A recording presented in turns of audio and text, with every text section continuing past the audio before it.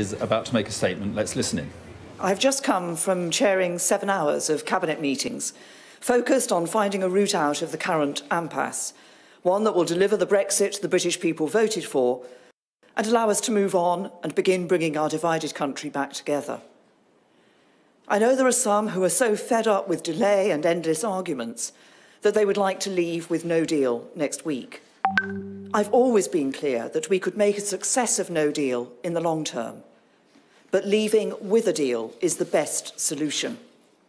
So we will need a further extension of Article 50, one that is as short as possible and which ends when we pass a deal.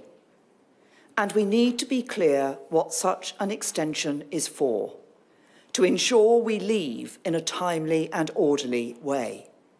This debate, this division, cannot drag on much longer. It is putting members of Parliament and everyone else under immense pressure, and it is doing damage to our politics.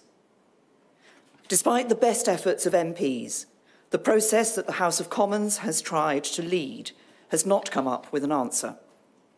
So today I am taking action to break the logjam.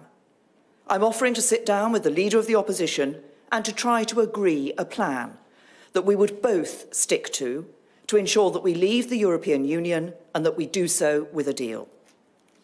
Any plan would have to agree the current withdrawal agreement.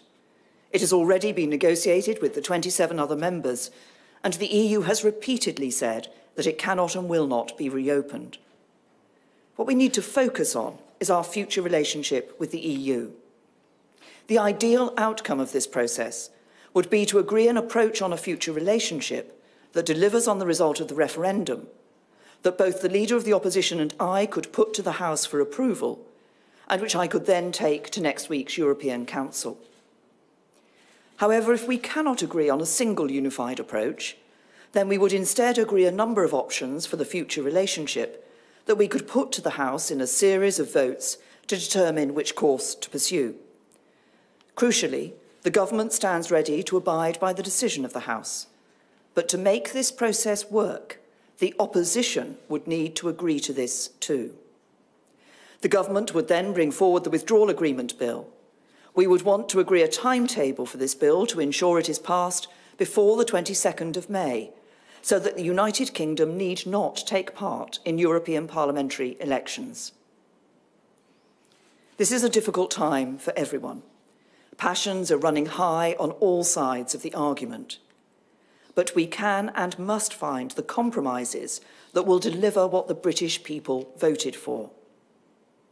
This is a decisive moment in the story of these islands, and it requires national unity to deliver the national interest.